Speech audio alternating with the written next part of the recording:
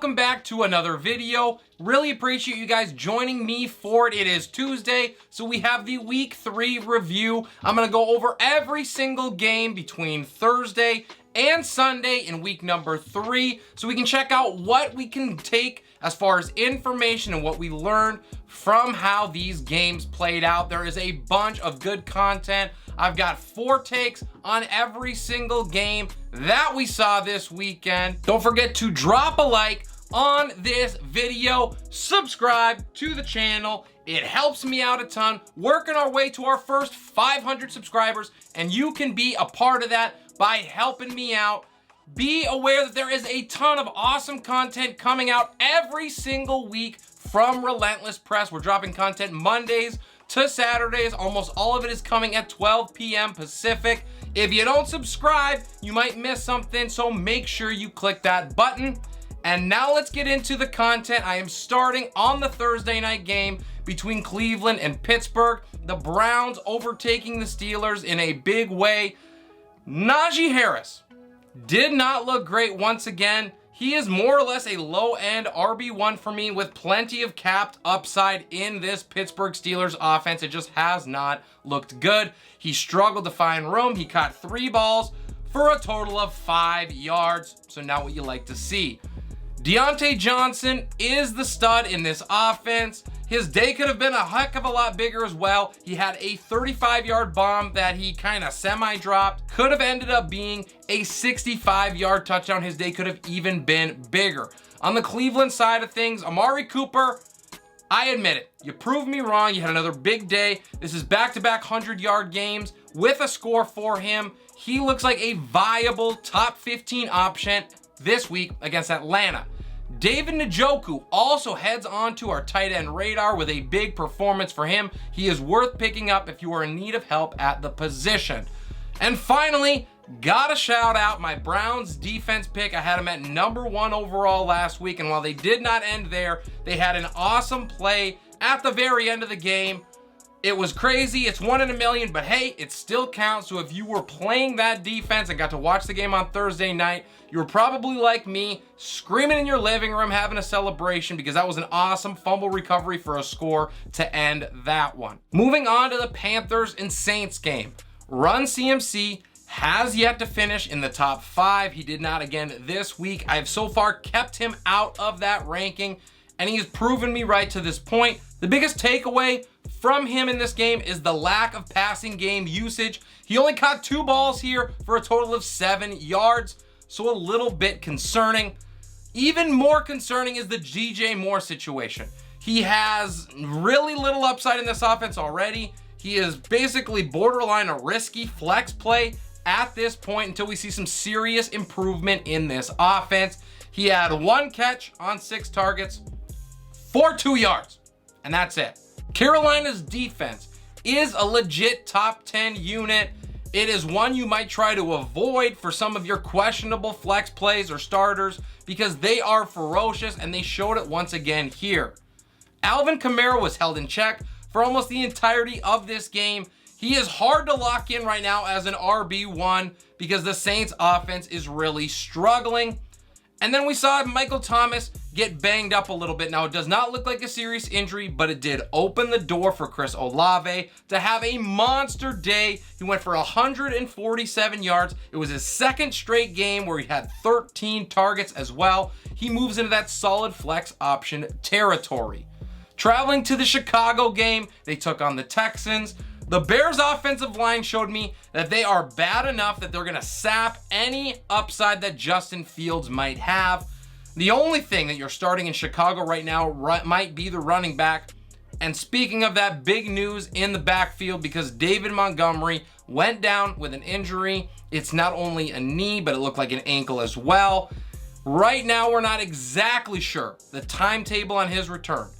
But if he is out long term, Khalil Herbert just might win you your league. He has that sort of upside. He showed it in this game. 20 carries, $157, and a pair of scores. He was the overall RB1 for week number 3. He is worth blowing 50%, maybe more of your budget if we hear that Montgomery is gonna miss, 4-6 weeks or more.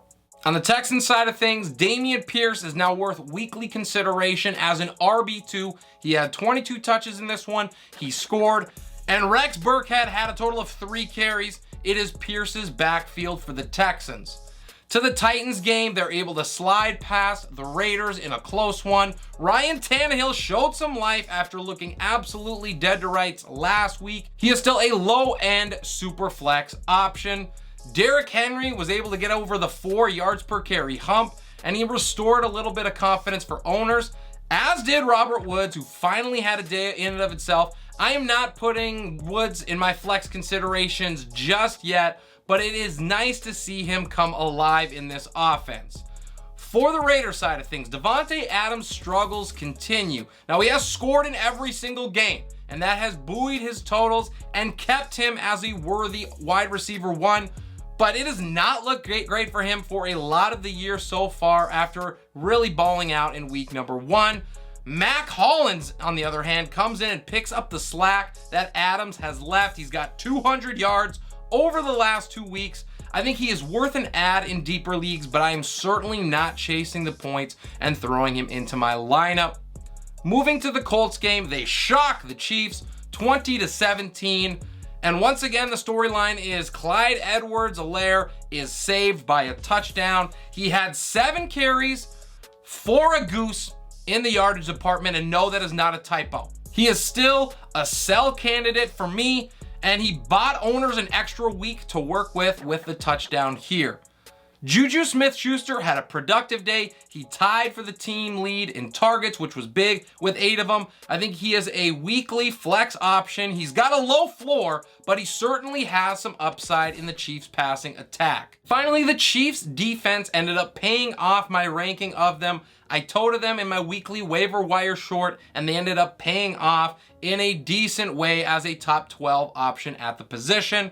Matt Ryan rebounded himself. He had a good game here after looking dead to rights last week. I was questioning if this guy was washed. He responded. He's still on the back end of the QB2 radar, and he gives hope to an offense that certainly needs it. The Colts D is a solid play this week. Think the Chiefs of last week. They get Tennessee. Check your waiver wire to see if they're available. It's only about a 40% from what I have seen, but they're definitely worth an add if you can pull it.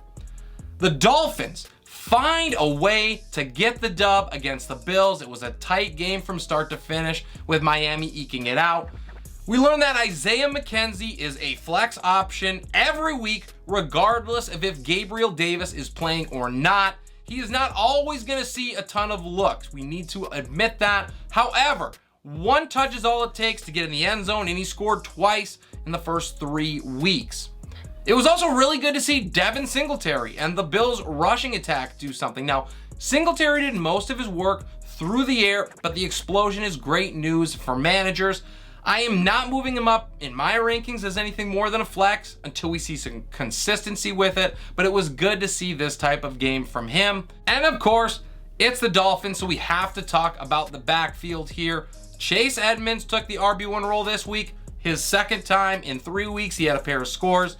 But neither of these guys, either Edmonds or Mostert, were very intriguing as far as on-the-field production, so I am not touching them if I do not have to. The situation is far too volatile. Finally, we learned that Mike Gesicki's last year is not this year. He is someone who pretty much should not be started unless you are absolutely desperate. If you combine weeks 1 and week 3, he's got a total of 2 catches for 7 yards. That is not gonna do it. My Vikings were somehow able to steal a win from Detroit, and we learned that Jared Goff is worth an add in super flex leagues. No doubt. He has no finishes outside the top 18 this year, and he has a wealth of weapons that he can divvy the ball up to. I think he's gonna continue to produce at least decent numbers. DeAndre Swift is not getting any healthier, and Detroit seems willing to just give him 7 to 10 touches per week and then ride Jamal Williams for the rest of it. Williams has been a back-end flex for me over the first 3 weeks. I am keeping him there, but he definitely has a ton of upside because he is getting the goal line work and he is scoring touchdowns. It wasn't pretty for Kirk Cousins, there's no doubt about it, and he took a long time to turn it on, but he finished strong and ended up being a top 10 player at the position. Finally, let's not panic on Justin Jefferson. The Vikings have shown that they are more than willing to spread the ball around, whether that is Irv Smith or Adam Thielen, and even KJ Osborne got involved. All these guys are going to take their turns for the Vikings. More often than not, Jefferson is going to get his. I know it is a couple weeks off for him, but I am almost positive that the Vikings are going to focus him this coming week and help him get back on track. Adam Thielen answered my call. I thought he might get a score against Detroit, and he was able to do just that, and he pretty much dominated his one-on-one coverage all day. He needs to be owned and considered in the flex position, and so does KJ Osborne, because Minnesota has a very good offense, last week notwithstanding, and Osborne at least needs to be rostered at this point in all leagues. Let's go to the Baltimore game. They exploded against the Patriots. We learned that nobody, not a single individual, can stop Lamar Jackson. He racked up 5 total touchdowns and had another 100-plus yard day on the ground. J.K. Dobbins makes his first start of the season. He did not look great in his return, but that was kind of expected for me. What I did like to see was that he out-touched Justice Hill, who I am not buying the hype on. This is J.K. Dobbins' backfield. He's going to continue to get better as the season rolls on. And of course, the Patriots backfield, always a mess, since it looked like it was Damien Harris's backfield without a doubt last week. Of course, the Patriots go and give it a bunch to Ramondre Stevenson. He gets his turn as the RB1 here. It's another year, another good luck trying to figure out who the heck is the running back in New England situation. Both of these guys are flexes, but they could both bust and do completely nothing for you, or they could be a top 10 play. Jacoby Myers was banged up a little bit in this one. It paved the way for Devontae Parker to have a big day. I am not too excited about this Patriots passing attack, but he is a decent depth piece if you're just looking to add someone and you've sustained some injuries. The Bengals are able to get back on track. They take out the Jets. This was basically as expected. Cincinnati was able to take care of business. They got off to a very hot start against New York. Joe Burrow looked masterful. He threw for 275 and 3 scores. Everyone really on Cincinnati looked good outside of Joe Mixon, who got banged up in this one and was not good even prior to that injury. We need to make sure that he's okay this Thursday. They play an early game, not a lot of time to rest for him. And if he does not go, then Samaje Perine is going to be a decent flex with some upside against Miami. So check your waiver wire out to see if he is available. On the other side of things for the Jets, my Breece Hall call worked out wonderfully. He averaged nearly 5 yards a carry, and he also caught 6 balls for 53 yards. He is the running back that you want for the Jets. He had nearly 15 touches in this one, and if he continues to see those kind of looks, he is going to approach RB2 territory. Finally, Tyler Conklin is a tight end who needs some attention off of waivers. He has 7 targets or more in every game so far this year, and he has tight end finishes of 11, 16, and 5 at the position. He is worth getting on your squad. To the Philly game against Washington, the Eagles make a statement in a big way, 24-8. No one can stop Jalen Hurts either. He is making a case for himself as an MVP candidate. He's a weekly top 5 option, and he only had 20 yards on the ground against Washington here, so it was incredible to see him still ball out to the extent that he did. The Eagles also finally showcased that 1-2 punch at wide receiver. Devonta Smith got into the action in a big way. He's in flex consideration after seeing 12 targets for nearly 170 yards. Carson Wentz decided that he was going to come back to earth for Washington. It was inevitable, there's no doubt about that. But hopefully you listened to me and did not play him instead of names like Brady and Rodgers, because he was ranked above them in many other people's rankings last week. Scary Terry is the last guy we'll look at for Washington. He had a big day just as I expected. And Curtis Samuel continues to be heavily involved in this Washington attack. They are the two wide receivers that you want, and they combined for 19 targets on the day. The biggest surprise for me of the week was the Jacksonville Jaguars absolutely manhandling the Chargers 38-10. James Robinson is an RB1. I'm sorry it took me so long to figure that out, but he's got finishes of RB7, RB8, and RB6, and he scored 4 touchdowns so far this year. Although Travis Etienne has been the more explosive back so far this year, we have to go with where the touches are headed, and that is J-Rob right now. Trevor Lawrence also looked like he is starting to put it all together. He is avoiding interceptions and he is delivering strikes with this improved wide receiver core. He is an upside QB2 who is beginning to show us a little bit of a ceiling. Hopefully you listened to me last Thursday and at least rostered him, but Joshua Palmer had a big day, 6 catches, 99 yards on 9 targets. This is a banged up wide receiver room in LA. Jalen Guyton left. We don't know what's going on with Keenan Allen just yet, and Mike Williams has shown that he can be really hot and really cold. So Palmer is a great piece to have if he is still available. You need to add him immediately. And finally, in the backfield, Austin Eckler is struggling mightily, but his passing game work is carrying owners right now. I am not selling low on him. Do not do anything rash. This Chargers offense is going to turn it around as long as Justin Herbert's health issue is not a long-term thing. To the LA Rams game against Arizona, it was a domination, even though the score didn't show it, by the Rams. It did take nearly 60 throws. Kyler Murray was finally able to get over that 300-yard mark for the first time this season. But this Arizona offense, it just looks stale. It's unimaginative. It's not what I expected from Cliff Kingsbury. It has not looked good, to say the least. And until Kyler Murray's weapons actually return and are available, he may be more of a low-end QB1 than managers would like. Marquis Brown, on the other hand, was balling. He had a monster day, 17 targets, 14 catches, 140 yards as the overall wide receiver 3 on the week. Brown is a high-end wide receiver 2 until some help comes back in this lineup. He might have a little bit of struggle next week, though, against a Carolina defense that is legit. Finally, Tyler Higbee continues to remain a solid option as the tight end 1. He finished here for the 2nd consecutive week. And the biggest news of the day is that it is Cam Akers' season, ladies and gentlemen. The fumble that he had at the end of the game was certainly worrisome. You don't love it, and it puts a damper on an otherwise awesome day.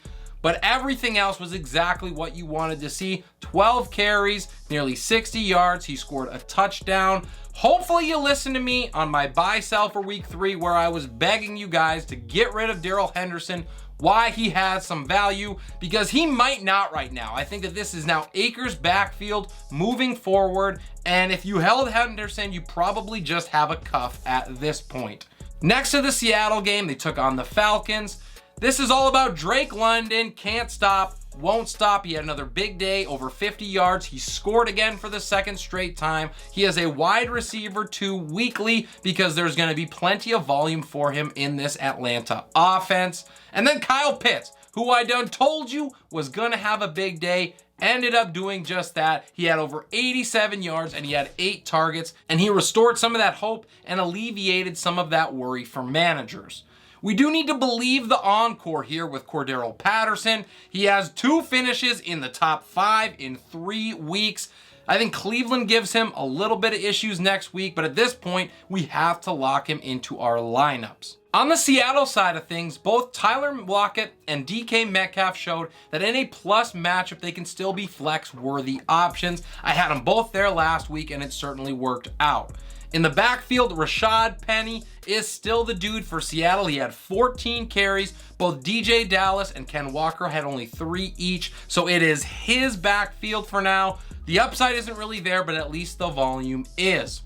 Next, we go to the Packers game. They just survived the Bucs in a close one, and I was telling you guys all week that this game was going to have more passing than people were expecting, and it certainly did. These guys combined for 526 yards through the air, as the ground game really did not get going altogether. Russell Gage showed that he is worth an add depending on what happens with this Tampa Bay wide receiver room, and Romeo Dobbs stepping up for Green Bay in a big way is big news. He could be the wide receiver one in this offense. Rodgers is looking for someone to step up, and it was Dobbs in week 3. If you are needing some depth and potentially a flex piece down the road, Dobbs is your man.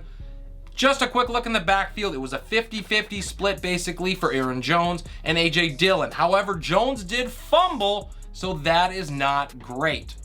To the Broncos game against the 49ers, this was an ugly, ugly win for Denver, but it still counts.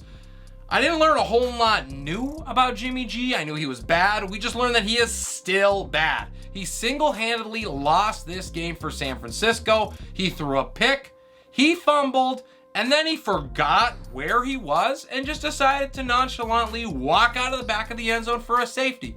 Now, funny enough, the safety actually helped him out because he threw a pick 6 on the play, so he only had to give up 2 points there instead of 6. But what I think this shows is that all those crazy people who were saying that Trey Lance going down with an injury somehow saved the 49ers season, they need to check themselves because they were dead wrong.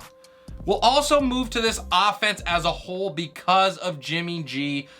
They lost all-world left tackle Trent Williams. They haven't looked great even when he was in there. So I think San Francisco's playmakers in rough matchups might be harder to start than we would have initially anticipated. For the Denver side of things, they still can't figure anything out on offense. Russ still looked really bad in this one. I'm not going to throw in the towel on Denver, but Russ is certainly not a locked-in QB1 that he has been for basically his entire career. To round out the video, we're going to look at the Denver backfield. It was a slight 18-17 advantage in the touch department for Javonte Williams, but it was Melvin Gordon who had the good day through the air. He caught 5 balls to Williams' 2, and Melvin Gordon's also the back that scored here. So the split moving backwards, if you're a Javonte Williams owner, no need to panic, but definitely going to be closer to an RB2 than he is to an RB1 as far as Javonte Williams. And Melvin Gordon is still a flex consideration just because he's got a little touchdown upside, although that is shrinking drastically with the way that the Broncos offense has looked. And that will do it for the video today. Please let me know what you guys thought of the content.